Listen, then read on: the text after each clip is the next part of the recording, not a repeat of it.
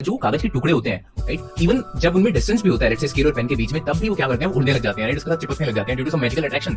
इस charge scale ने एक न्यूट्रल पेपर को कैसे अट्रैक्ट किया, इंटरेस्टिंग चीज तो ये है, right. So here we require positive and rubber balloon will require the negative charge. उनके लिए मैजिक ट्रिक से कोई कम नहीं था। लाउड सी नॉइस ऑडियंस को सुनी। आफ्टर सम टाइम जब इलेक्ट्रॉन्स की डिस्कवरी हुई तब हमको पता लगा कि एक्चुअल में क्लोथ से निकलकर ग्लास में कोई भी इलेक्ट्रिक फ्लूइड नहीं जा रहा, एक्चुअली उल्टा हो रहा है, ग्लास से ट्रांसफर हो रहा है क्लोथ में किस चीज का, इलेक्ट्रॉन्स का। Hello dear students, welcome once again to inductive academics. ये जो वीडियोस मैं आपके लिए बना रहा होता हूँ, ये वीडियोस बनाते वक्त मैं पूरी तरह से गैजेट्स वगैरह से घिरा हुआ होता हूँ। जैसे कि ये स्मार्टफोन का कैमरा जिसकी हेल्प से वीडियो रिकॉर्ड हो रही है, दिस इज़ द माइक्रोफोन जिसकी हेल्प से ऑडियो रिकॉर्ड हो रही है, और this is the vacuum graphic tablet जिसकी हेल्प से मैं स्क्रीन पर लिख रहा होता हूँ। उसके बाद वीडियोज़ को एडिट करने की बारी आती है तो again I need the computer, right. That means I am completely dependent on the technology, right. And सिर्फ मैं ही नहीं, ऑब्वियसली 21st सेंचुरी की अगर मैं बात करूँगा तो हर एक बंदा टेक्नोलॉजी पर क्या है, डिपेंडेंट है। एक दिन भी ऐसा नहीं गुजरता होगा कि जब हम टेक्नोलॉजी की एक भी चीज़ को यूज़ ही ना करें, राइट। ये बहुत ही डिफ़िकल्ट काम है बिकॉज हम पूरी तरह से डिपेंडेंट हो चुके हैं, राइट। देखो, smartphones, TV, ceiling fans, laptops, जो ट्यूबलाइट्स होती हैं, एयर कंडीशनर्स होते हैं, ये हमारी लाइफ का एक बहुत मेजर पार्ट बन चुके हैं, राइट। एक भी दिन ऐसा नहीं गुजरता होगा जब हम इनको यूज़ ना करें। स्पेसिफिकली अगर बात करूँ, जो जैसे ये पंखा हो गया या ट्यूबलाइट होगी, ये तो बहुत कॉमन सी चीज़ें हैं, हम इनके बारे में सोचते भी नहीं हैं कि हाँ ये हमारे लिए बहुत खास हैं, राइट। ये सभी गैजेट्स हमारे लिए इतने कॉमन हो चुके हैं कि हमको लगता है ठीक है ये हमारी लाइफ का नॉर्मल सा पार्ट है, इनमें क्या खास चीज़ है। लेकिन नहीं, ये सभी हमारे लिए बहुत ही खास हैं, राइट। खासियत एक्चुअली में तब पता लगती है ना जब आपको उस चीज़ के बिना रहना पड़े। अगर मैं बात करूँ beginning of the 19th century की, राइट, दैट मीन्स 1810 का अगर मैं टाइम कंसिडर करूँ, उनके पास कुछ भी नहीं था, राइट। कोई स्मार्टफोन, कोई ट्यूबलाइट, कोई लैपटॉप, कुछ सीलिंग फैन, कुछ भी नहीं। अच्छा, स्मार्टफोन, लैपटॉप्स, एयर कंडीशनर्स, ये कुछ ऐसी चीज़ें हैं जिनके बिना आप कह सकते हो कि ठीक है रखा जा सकता है। What about tubelight, right, what about the ceiling fan, ये कुछ ऐसी चीज़ें हैं जो बहुत ही बेसिक नेसेसिटीज़ हैं। इनके बिना आई डोंट थिंक सो, बहुत डिफ़िकल्टी होगी अगर ये भी ना हो आपके पास। इनके अलावा भी ऑब्वियसली बहुत सारे ऐसे गैजेट्स होंगे जिन पर हम डिपेंडेंट हैं, लेकिन एक चीज़ ऐसी है जिसके बिना ये सभी गैजेट्स क्या हैं, यूजलेस हैं। क्या है वो चीज़? That is electricity, right. And that is exactly our topic of discussion in this video. Let's start this video.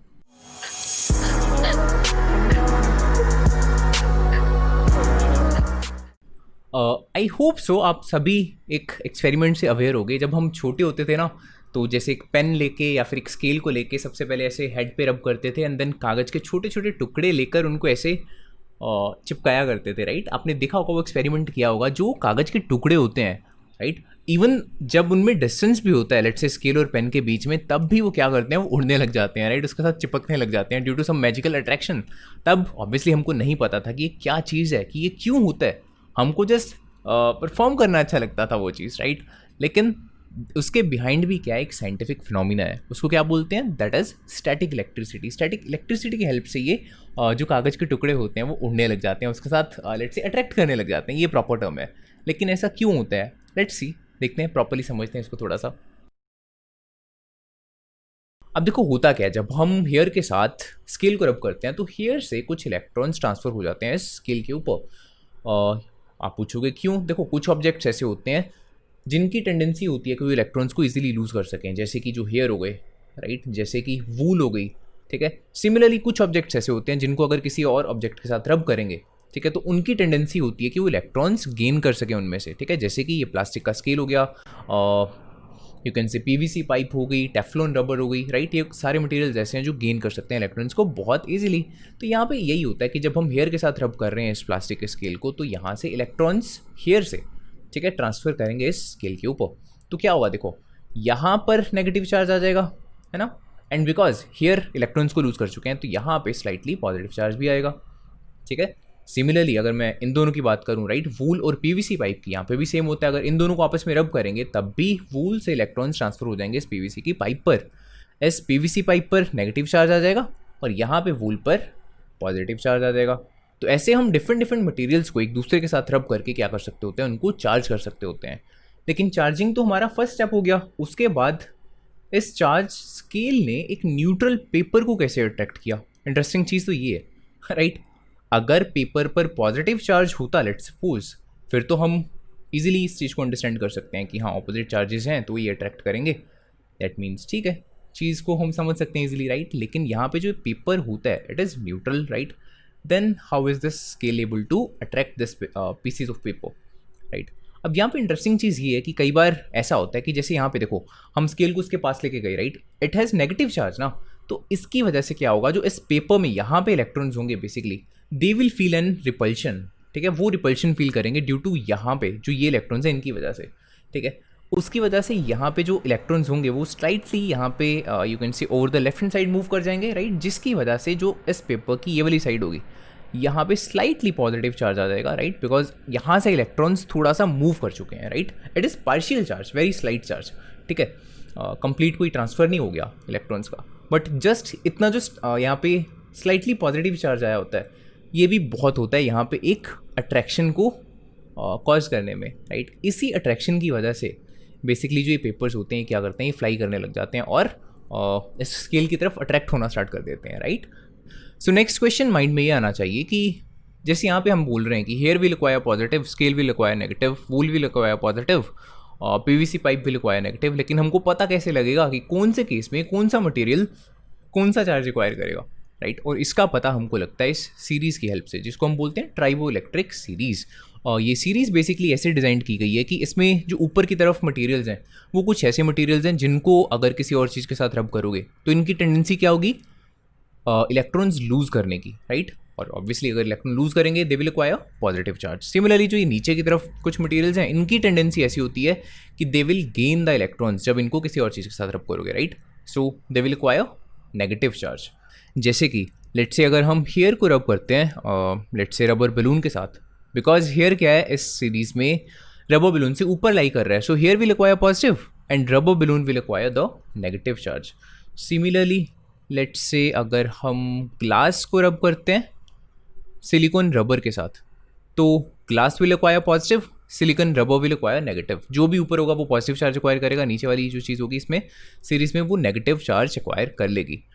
यहाँ पर जस्ट आपको एक और चीज़ का ध्यान रखना पड़ता है, जो यहाँ पे इस सीरीज़ में मिडल में कुछ चीज़ें हैं ना, wool, silk, paper, cotton, wood, right, ये बहुत स्ट्रांगली ये इफेक्ट को नहीं शो करती हैं, ठीक है, बिकॉज इनकी टेंडेंसी बहुत स्ट्रांग नहीं होती है ना तो इलेक्ट्रॉन लूज़ करने की ना ही इलेक्ट्रॉन्स को गेन करने की, राइट। तो अगर आप इनको यूज़ करोगे तो ये इफेक्ट काफ़ी कम एक्सटेंट तक आपको देखने को मिलेगा। सेकेंडली दोनों मटेरियल्स की सेपरेशन इस ट्राइबो इलेक्ट्रिक सीरीज़ में जितनी ज़्यादा होगी स्टैटिक इलेक्ट्रिसिटी का इफेक्ट भी आपको उतना ज़्यादा देखने को मिलेगा। जैसे कि अगर मैं लेट्स से रैबिट फर को रब करता हूँ टेफ्लॉन के साथ या सिलिकॉन रबर के साथ, राइट, तो मेरे को काफ़ी अच्छा इफेक्ट देखने को मिलेगा, राइट। जो ये रैबिट फर है ये बहुत ही बढ़िया तरीके से पॉजिटिव चार्ज रिक्वायर करेगा और टेफ्लॉन भी बहुत बढ़िया तरीके से नेगेटिव चार्ज रिक्वायर करेगा। लेकिन यही अगर मैं लेट्स से वूल को सिल्क के साथ रब करता हूँ, राइट, तो हो सकता है कुछ एक्सटेंट तक, स्लाइट एक्सटेंट तक वूल पॉजिटिव चार्ज रिक्वायर करे, सिल्क नेगेटिव चार्ज रिक्वायर करे, बट ये इफेक्ट ज़्यादा एक्सटेंट तक आपको देखने को नहीं मिलता है, ठीक है। तो ये सीरीज़ कुछ ऐसे डिज़ाइन की गई है।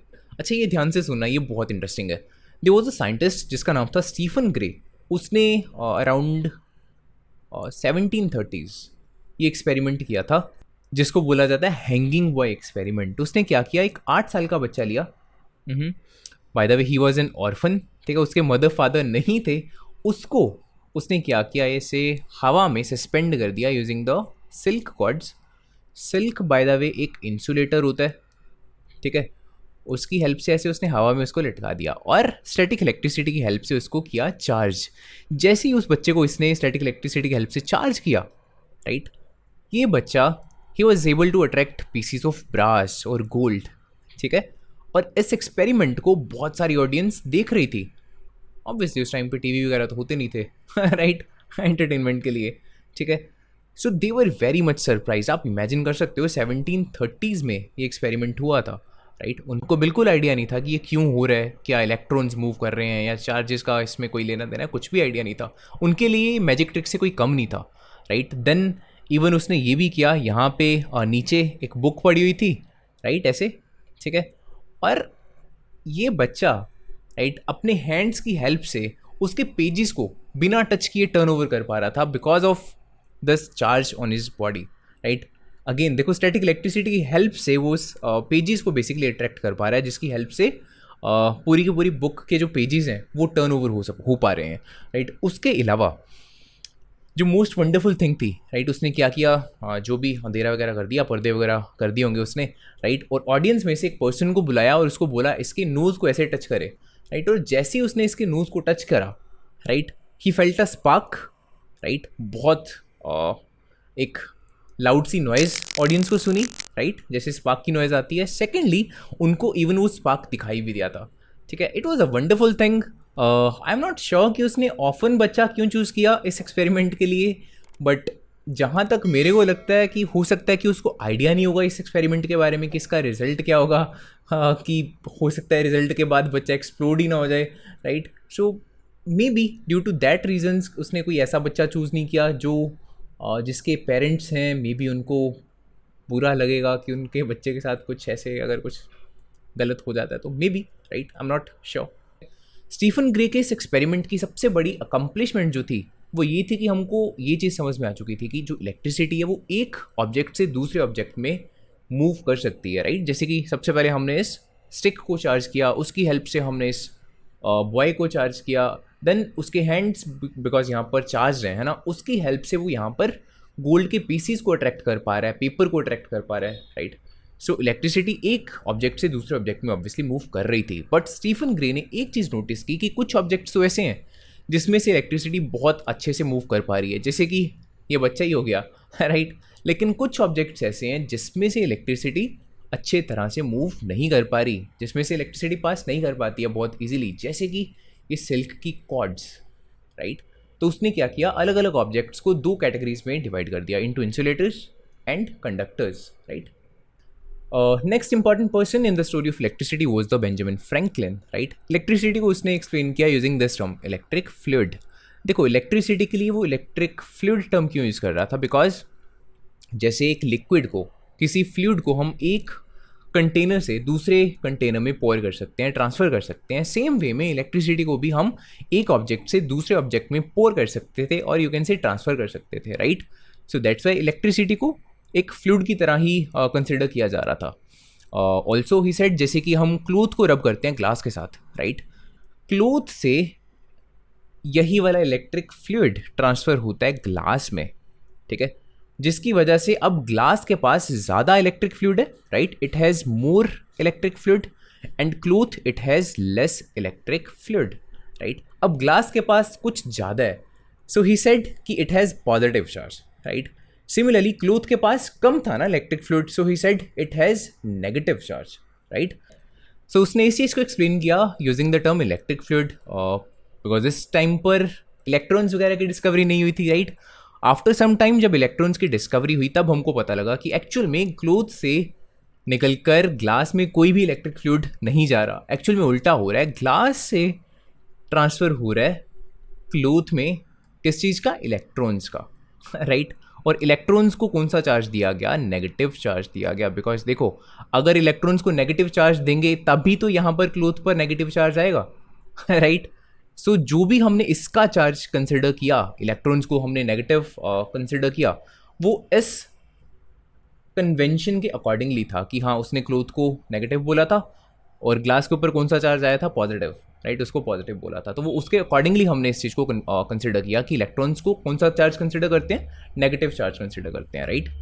अच्छा, इसके अलावा एक और इंटरेस्टिंग चीज़ है यहाँ पर समझने वाली, जैसा कि आपने देखा कि कन्वेंशनली इसने बेंजामिन फ्रैंकलिन ने क्या बोला था कि इलेक्ट्रिक फ्लूइड जो है वो क्लोथ से ग्लास में ट्रांसफर हो रहा है, उसकी डायरेक्शन ये है। लेकिन बाद में हमको पता लगा कि इलेक्ट्रॉन्स मूव कर रहे हैं ग्लास से क्लोथ में, दैट मीन्स जो ये कन्वेंशनल डायरेक्शन थी इलेक्ट्रिक फ्लूइड की, that was opposite to the direction of the flow of electrons, right. इसीलिए आपने देखा होगा जो हम डायरेक्शन बोलते हैं, direction of the conventional current, है ना, वो ऑपोजिट होती है to the direction of the flow of the electrons. जैसा कि बैटरी में भी आपने ऐसे ही देखा होगा ना, जैसे कि ऐसा कंसिडर करते हैं कि this is the positive, this is the negative, उसके बाद लेट से कोई हमने बल्ब कनेक्ट किया हुआ है उसके साथ, राइट, तब भी हम यही बोलते हैं कि इलेक्ट्रॉन्स का फ्लो तो ठीक है, नेगेटिव से यहाँ पर पॉजिटिव टर्मिनल की तरफ होगा, लेकिन करंट जो कन्वेंशनल करंट होता है उसकी डायरेक्शन हम कौन सी कंसिडर करते हैं, पॉजिटिव से नेगेटिव, है ना।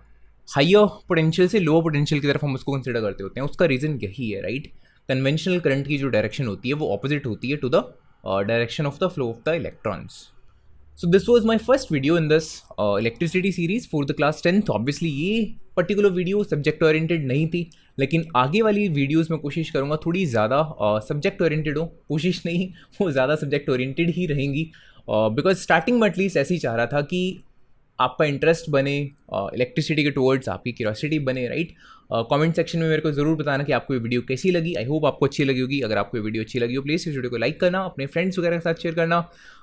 अगर आप फ्यूचर में ऐसी और वीडियोस देखना चाहते हो तो also you can subscribe this channel.